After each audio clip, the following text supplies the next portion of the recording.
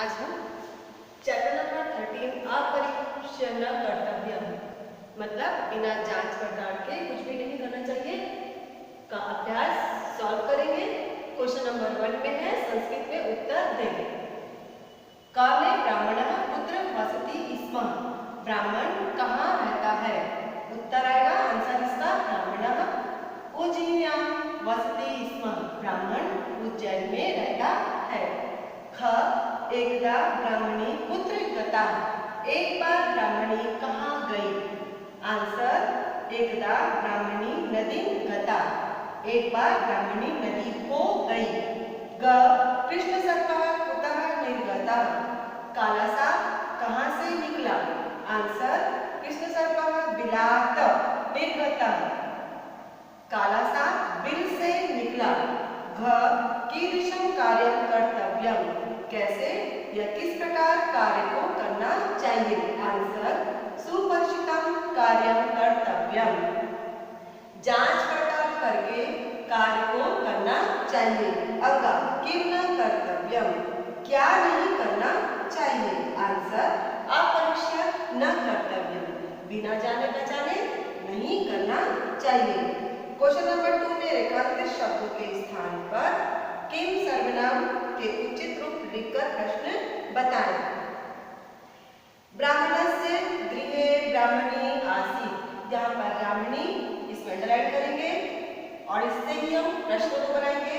तो प्रश्न होगा का, क्योंकि ब्राह्मणी स्त्रीलिंग का शब्द है इसलिए क्वेश्चन का जो शब्द होगा का। ख माधवः ब्राह्मणः आसीत्, ब्राह्मण में अंडरलाइन है तो ब्राह्मण पुल्लिंग का शब्द है इसलिए यहाँ पर प्रश्न का शब्द होगा कः, माधवः कः आसीत्।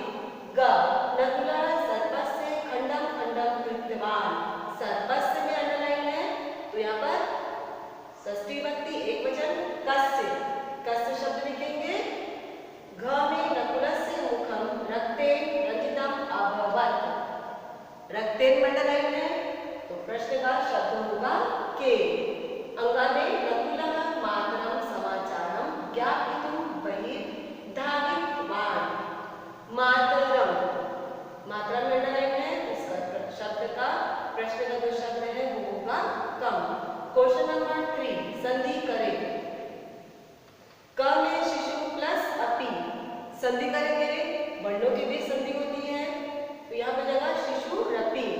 ख में तत्र प्लस एव, शब्द बनेगा तत्रैव। ग पुत्रः प्लस च, शब्द या संधि का शब्द बनेगा पुत्रश्च। घ तस्मिन् प्लस एव, संधि का शब्द होगा तस्मिन्नेव। अंगा में यत् प्लस एषः, तो संधि शब्द होगा यतेषः। च किम प्लस अपि, संधि शब्द किम अपि।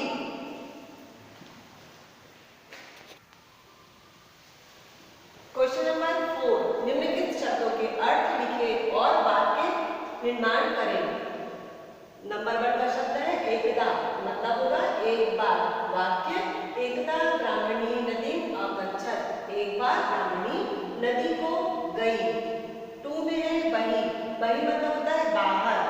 वाक्य बनेगा नकुलः मातरं ज्ञापयितुं बहिर्धावति, नेवला माता को बताने के लिए बाहर दौड़ता है। 3rd में दृष्टवा मतलब होगा देखकर। वाक्य बनेगा नकुलं दृष्टवा सा अचिन्तयत्, नेवले को देखकर वह सोची। 4th में आगत्य, आ करके। वाक्य ब्राह्मणी गृहम् आगत्य पश्यति, ब्राह्मणी घर को आकर के देखती है। 5th में इदानीं माने अब। वाक्य इदानीं सा ज्ञापयति यत् नकुलः एव